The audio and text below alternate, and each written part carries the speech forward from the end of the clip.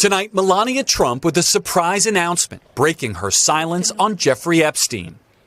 The lies linking me with the disgraceful Jeffrey Epstein need to end today. The First Lady speaking publicly for the first time about the convicted sex offender, categorically denying any knowledge of or involvement in Epstein's crimes and saying they had only a distant social connection. Donald and I were invited to the same parties as Epstein from time to time, since overlapping in social circles is common. Mrs. Trump and her team worked aggressively behind the scenes over the last year to knock down what they saw as false or defamatory news stories and rumors connecting her to Epstein, earning retractions from some media outlets. I am not Epstein's victim. Epstein did not introduce me to Donald Trump. I was not a participant, was never on Epstein's plane, and never visited his private island. Hey everyone, Adam here, and today we're going all in. Inside the Trump White House, a delicate balancing act is unfolding.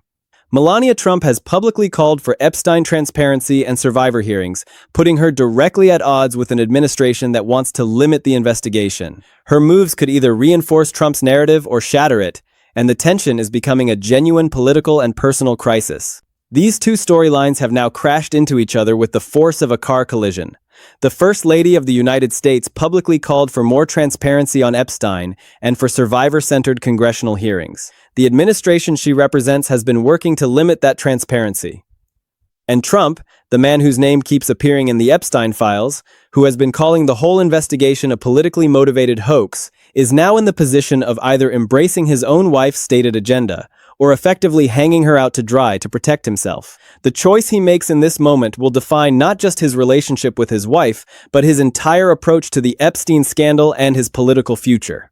Melania Trump's name is mentioned more than 100 times in the Epstein files released by the DOJ, which also include this email she sent to Epstein accomplice Ghislaine Maxwell in 2002, complimenting Epstein and Maxwell on a flattering magazine story and inviting Maxwell to call her in New York.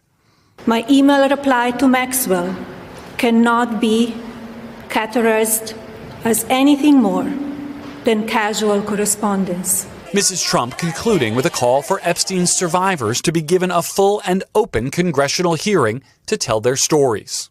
Then, and only then, we will have the truth. Thank you.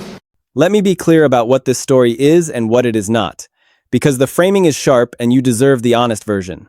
This is not a story about Melania committing crimes or having a dark past in any straightforward sense. The darkness in this story is not hers. It is a tangle of Trump-era scandals that keep threatening to resurface. The alleged affairs, the hush money payments, the documented socializing in Epstein's world, the old rumors and lawsuits about Melania's early career and immigration history that create vulnerability whenever they get litigated in public. The specific risk that Trump's inner circle is reportedly worried about is that Melania's public push for Epstein transparency, combined with the possibility that lawsuits over what has been written about her could go to discovery, could drag all of that messy history back into the open in ways that Trump cannot control. The man who has been trying to manage and minimize the Epstein narrative is now being pushed in the opposite direction by his own wife.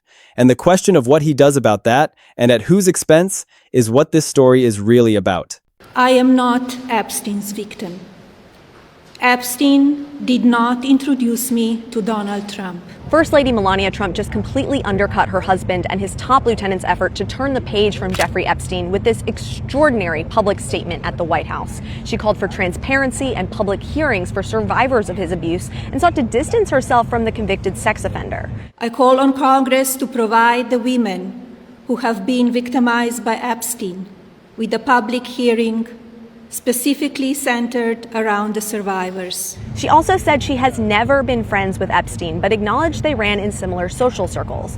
And she sought to downplay a friendly email exchange with Ghislaine Maxwell that the First Lady had signed Love Melania, with Maxwell calling her Sweet Pea. Trump called it a casual correspondence. This remarkable statement reignites momentum and public conversation on Epstein, and it comes as the president and former Attorney General Pamela Bondi have actively sought to tamp down discussion on this issue. Let us go through the specific pieces of this story because there are several distinct elements, And understanding how they connect is what reveals the full picture of why this situation is so politically volatile for the Trump White House right now. Let us start with Melania's statement, because this is the triggering event that has put everything else in motion. She delivered a prepared statement about Jeffrey Epstein. She explicitly denied any relationship with Epstein or Ghislaine Maxwell, addressing directly the questions that had been raised by the FBI-linked documents and the warm emails that we have covered previously. But she went further than denial. She called for public congressional hearings where survivors could testify and, in her words, reveal the truth. Public congressional hearings where survivors testify. That is not the position of an administration that has been working to close down Epstein-related investigations and manage the narrative about what the files contain. That is the position of someone who is either genuinely committed to transparency or who is strategically positioning herself in a way that creates political distance from an administration whose Epstein handling she may have concerns about.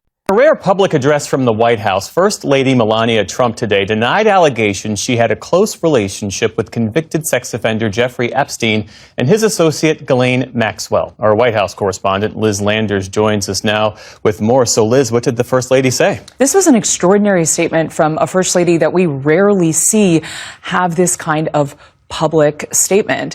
She spoke for just 6 minutes or so from the grand foyer there in the White House, and she distanced herself from Jeffrey Epstein and his co-conspirator Ghislaine Maxwell. Listen to some of what she said. I've never had any knowledge of Epstein abuse of his victims. I was never involved in any capacity. I was not a participant, was never on Epstein's plane, and never visited his private island. She pushed back on what she says are numerous fake images and statements about her relationship with Epstein. There is one real photograph of Melania and Donald Trump photographed together with Jeffrey Epstein and Ghislaine Maxwell. And also the Department of Justice released an email exchange between Melania Trump and Ghislaine Maxwell. She said that that email should not be considered anything more than a trivial note. And I should add, Jeff, that Melania Trump has never been accused of any wrongdoing in connection with Jeffrey Epstein and Ghislaine Maxwell. The media reported the contradiction directly, noting that Melania's transparency agenda puts her at odds with an administration that wants to end the investigation. Democrats on the House Oversight Committee immediately responded by saying the White House must align with her call for justice by releasing more files. And Trump has repeatedly dismissed the Epstein files uproar as a politically motivated hoax. So his wife's public call for hearings is not a minor deviation from the party line. It is a direct public challenge to his stated position on one of the most politically sensitive issues of his presidency. Now, let us talk about what Michael Wolff's reporting adds to the picture, because this is where the inner circle's specific fears get documented in ways that go beyond what is publicly visible. Status Quo cited Wolff's reporting that people inside Trump's orbit are worried about Melania's past, including lingering questions about her early modeling work, her immigration history, and unsubstantiated rumors that have circulated for years about her early career, creating political or legal exposure, if any of it gets litigated in court. Let me be precise about what that means and what it does not mean. The concern is not that Melania committed crimes. The concern is that if lawsuits over what has been written about her go to the discovery phase, where both sides can compel the production of documents and depose witnesses under oath, the discovery process could surface documents and testimony about the broader Trump orbit from the 1990s and 2000s that the administration would prefer to keep sealed. Wolff reportedly said the Trumps have threatened to sue him over what he wrote about Melania, and that he responded by threatening a countersuit. With a judge now deciding whether to allow the case to proceed, if it proceeds to discovery, Wolff's team gets to request documents from Trump World. And Trump World, according to Wolff, does not want that because they do not know what the document production would reveal. And that uncertainty is itself a source of significant anxiety inside an inner circle that has been managing multiple overlapping legal and political vulnerabilities simultaneously. The specific fear that Wolff and others have described is that if either Melania's call for congressional hearings succeeds, or if lawsuits over her story go to discovery, Trump's social and business ties from the 1990s and 2000s, including to people who were in Epstein's orbit, could be dragged into the open in ways that are difficult to manage and control. We have covered previously how Trump's name appears multiple times in Epstein-related documents under FBI review, how he was photographed with Epstein at Mar-a-Lago, and how he made public comments about Epstein's preference for young women. All of that is already part of the public record. The anxiety inside Trump world is about what is not yet public, what the documents contain, what witnesses might say under oath, what the full scope of the social and business relationships from that period actually looks like when subjected to formal legal inquiry rather than managed public relations. And Melania's statement, by calling for exactly the kind of public survivor-centered transparency process that would be the most difficult to control, has put that anxiety into hyperdrive. Let us also talk about the historical pattern of Melania and Trump's relationship and how it has played out in public during previous scandals, because that pattern is relevant context for understanding how this current dynamic is likely to develop. When the Stormy Daniels and Karen McDougal affair stories broke, Melania's response was visible and pointed. She canceled appearances, she skipped traveling with Trump, she took a separate motorcade to the State of the Union, a striking and very deliberate public rebuke that generated enormous coverage, precisely because of how unusual it was. Michael Cohen, who arranged the hush money payment, later said his greatest regret was lying to Melania about the scheme because she did not deserve it. That statement from Cohen, one of the central figures in the episode that ultimately produced Trump's conviction on 34 felony counts, is itself a data point about how the inner circle understood the dynamics of Trump's relationship with Melania and the way his private conduct and cover-ups were affecting her. The Stormy Daniels episode illustrated something specific about how Trump operates with Melania in moments of scandal. She is often the last to know, often publicly humiliated by revelations that others around Trump were aware of, and often left to manage the public visibility of her reaction to conduct she was not consulted about. The Epstein situation has some structural similarities to that dynamic and some significant differences. The similarity is that Trump has been managing a narrative and limiting transparency on a subject that directly affects his wife's public standing and her own stated commitment to openness. The difference is that Melania is not simply reacting this time. She is publicly advocating for a position that contradicts the administration's stance, calling for hearings and transparency when the White House wants the opposite. That is a more active and more public form of divergence than the separate motorcades and canceled appearances of previous years. And it creates a specific and uncomfortable choice for Trump. He can align with her stated position and support congressional hearings and more document releases, which would be a dramatic reversal of his handling of the Epstein files and would create enormous vulnerability for him. Or he can continue to resist transparency and call the investigation a hoax, effectively leaving Melania's credibility and her stated agenda unsupported by the administration she is supposed to represent. Either path is difficult, and the pattern of Trump's behavior in previous moments of scandal suggests which one he is more likely to choose. Melania's own history as First Lady adds another dimension to this story, because she has had her own controversies that the administration has had to manage, and those management efforts have sometimes made things worse rather than better. The alleged plagiarism of Michelle Obama's convention speech generated enormous coverage and was never convincingly explained by the campaign. The "I really don't care" jacket during a trip to see detained migrant children became one of the defining images of the administration's immigration communication problems. Questions about whether she worked in the United States before receiving the proper visa have never been fully resolved. The official White House biography initially promoted her now-defunct jewelry line, prompting ethics complaints that the East Wing was trying to profit off her role before the page was quietly changed. And the Daily Mail lawsuit, in which the original complaint framed her losses in terms of lost career opportunities as First Lady, only to shift later to emotional distress, generated exactly the kind of attention that focused public interest on the underlying questions about her early career rather than suppressing them. Each of those episodes reflects a pattern of controversy management that has not always been successful, and each of them has added to the accumulating picture of a First Lady whose public image has been complicated by both her own choices and by Trump's conduct. Now, let us lay out what the current Melania-Epstein dynamic actually means for Trump's political situation and why the under-the-bus framing reflects something real about the choice he is facing. The first thing to understand is what Melania's statement actually did to the administration's Epstein narrative management strategy, because the damage it caused is more specific than just creating a public contradiction. The administration had been working to position the Epstein file releases and the Maxwell interview as evidence of transparency, as proof that Trump was doing more than previous administrations to get to the truth about Epstein's network. That narrative, Trump as the agent of Epstein transparency, was always fragile given the simultaneous stonewalling on specific documents, the refusal to disclose who ordered Trump's name to be flagged in the FBI review, and the Maxwell quid pro quo concerns we have covered. But Melania's statement made the transparency narrative completely untenable because she is calling for the kind of survivor-centered congressional hearings that the administration has not been supporting. And her call is specific enough and public enough that Democrats can now point to it and say, the First Lady herself supports more transparency. If the White House does not align with her call, it is not just critics who are demanding transparency. It is Trump's own wife. And that is a very different political and media story from the opposition demanding something the president is resisting.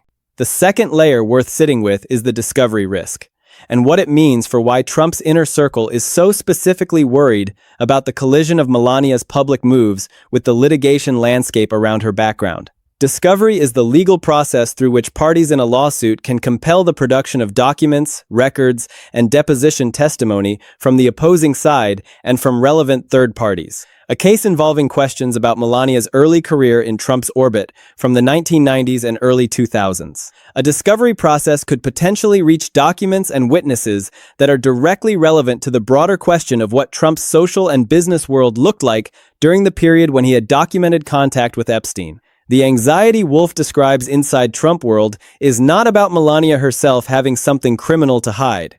It is about discovery being a process that once initiated, the targets cannot fully control, where you have to produce what is requested, where witnesses have to answer questions under oath rather than through carefully managed public statements. And in a situation where Trump's name is already appearing multiple times in Epstein-related FBI documents, and where the full scope of what those documents contain is not yet public, the prospect of additional discovery-driven document production and witness testimony is something the inner circle views as genuinely dangerous, regardless of what specifically turns out to be in those materials.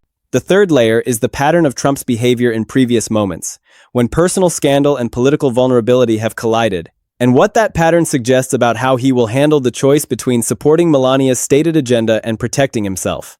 The historical record is consistent. When Trump has faced a choice between transparency that might expose his own conduct and managing the fallout in ways that protect himself at someone else's expense, he has consistently chosen the latter. Cohen took the fall for the hush money scheme.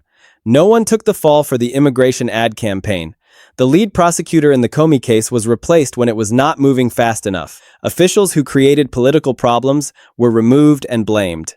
The pattern is not of a president who absorbs political hits to protect the people around him. It is of a president who points at the people around him when political hits need to land somewhere. And Melania, who is publicly advocating for something the administration is actively resisting, is now in the position of being the person whose credibility and stated agenda are being implicitly undermined by the administration's continued Epstein stonewalling. That is the under-the-bus dynamic. Not a dramatic single moment of public betrayal, but the quiet, ongoing sacrifice of her stated position to his political interests. Now, to give the complete and fair picture, there are arguments on Trump's side of this specific dynamic that deserve acknowledgement. He would argue that his resistance to specific Epstein file releases is about protecting sources and methods and victim privacy rather than about concealing his own conduct. He would argue that calling the investigation a hoax does not mean opposing transparency in principle, but opposing what he characterizes as a politically motivated fishing expedition.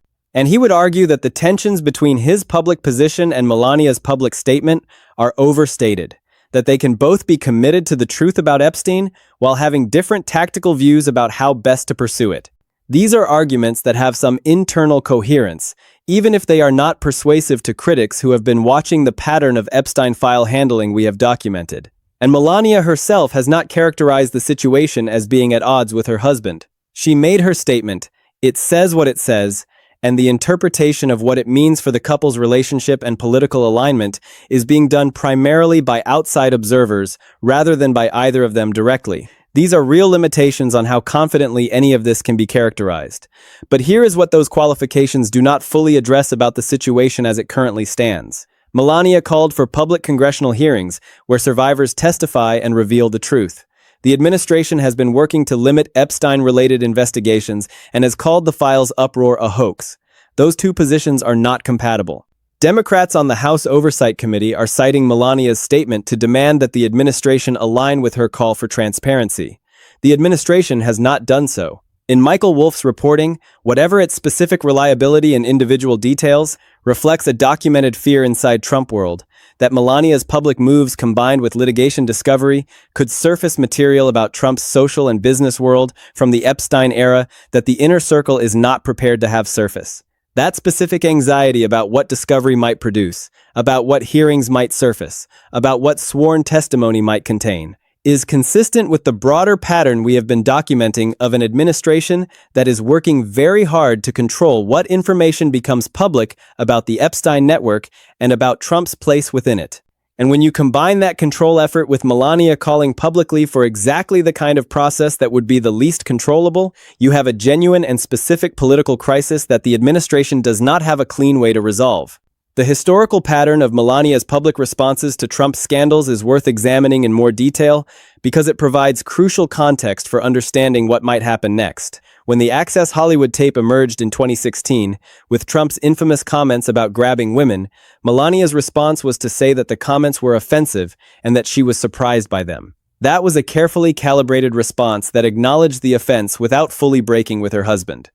When the Stormy Daniels story broke in 2018, her response was different. She was visibly angry. She canceled public appearances. She skipped traveling with Trump.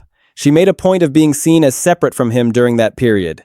It was a deliberate and unmistakable message that she was not happy with what had happened, and it generated enormous media attention precisely because it was so unusual for a First Lady to be so publicly at odds with her husband. The pattern that emerged from those episodes is that Melania's public responses to Trump's scandals are calibrated to the nature of the scandal and the degree to which it affects her personally. The Access Hollywood tape was about Trump's general attitudes toward women, not specific allegations of misconduct that directly implicated her marriage. The Stormy Daniels story was different. It was about a specific alleged affair that had been covered up with a hush money payment, and it produced the kind of visible anger that comes from someone who has been humiliated publicly. The Epstein situation is different again. It is not about an alleged affair. It is about a broader network of sexual abuse and exploitation that Trump was connected to through social and business relationships. And Melania's response has been to call for transparency rather than to express personal anger. That is a more political response, more oriented toward the public policy implications of the scandal rather than the personal ones. But it is also a response that creates more political vulnerability for Trump than a purely personal response would have. Personal anger is something that can be managed and contained. It can be addressed privately. It can be smoothed over with time and attention. But a public call for transparency and congressional hearings is not something that can be easily smoothed over. It is a public position that has been stated clearly and that creates a specific expectation. If the administration does not follow through on that expectation, it is not just disappointing critics. It is disappointing the First Lady. And that is a different kind of political problem than the ones Trump has faced before. The Democratic response to Melania's statement has been swift and strategic. Democrats on the House Oversight Committee have explicitly cited her statement in their demands for more transparency and more document releases. They are using her words as a cudgel against the administration, saying that even the First Lady agrees that more needs to be done. This is a shrewd political move because it makes it harder for Trump to dismiss the transparency demands as partisan attacks. When the First Lady herself is calling for the same thing, it is not just the opposition that is demanding action. It is someone inside the administration's own family.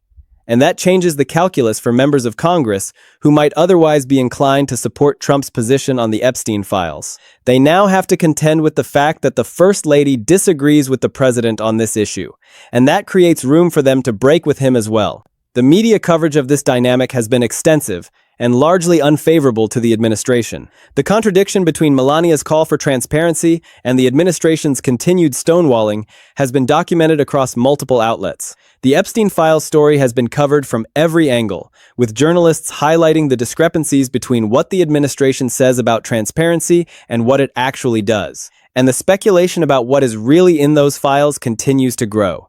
The more the administration resists transparency, the more people assume there is something to hide. And the more people assume there is something to hide, the more pressure there is for the administration to release more information. It is a cycle that is very difficult to break, and Melania's statement has only intensified it. The personal consequences for Trump and Melania's relationship are impossible to fully assess from the outside. No one outside their marriage knows what is happening behind closed doors, what conversations they are having, what understandings they have reached.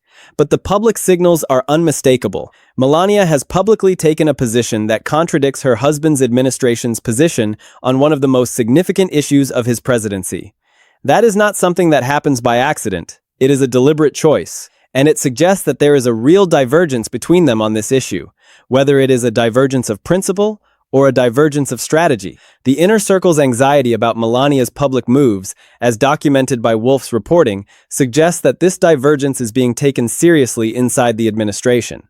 People close to Trump are worried about what Melania's statements could unleash, worried about the discovery risk, worried about what congressional hearings could surface, worried about the overall vulnerability that this creates for the administration. The question of whether Trump will ultimately support his wife's stated agenda or continue to resist transparency is one that will be answered in the coming weeks and months. The pattern of Trump's behavior in previous scandals suggests that he will prioritize his own protection over supporting Melania's position. He has consistently chosen to manage scandals in ways that protect himself, even when that means sacrificing allies, associates, or family members. Cohen took the fall. Officials were removed and blamed. The pattern is consistent, and it suggests that Melania is not going to get the support she has called for from the administration. But there is also a possibility that this time is different. Melania is not a staff member or an associate who can be replaced.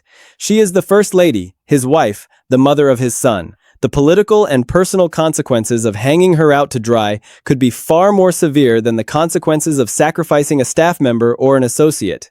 The intersection of personal political dynamics and the Epstein accountability question is what makes this story so compelling and so difficult to predict. It connects dots that are scattered across multiple news cycles and multiple dimensions of Trump's life and career. The Epstein files, the Maxwell interview, the Attorney General's handling of the situation, the First Lady's public statement, the litigation risk, the inner circle's anxiety, the historical pattern of scandal management. All of these threads are now woven together into a single story that is unfolding in real time.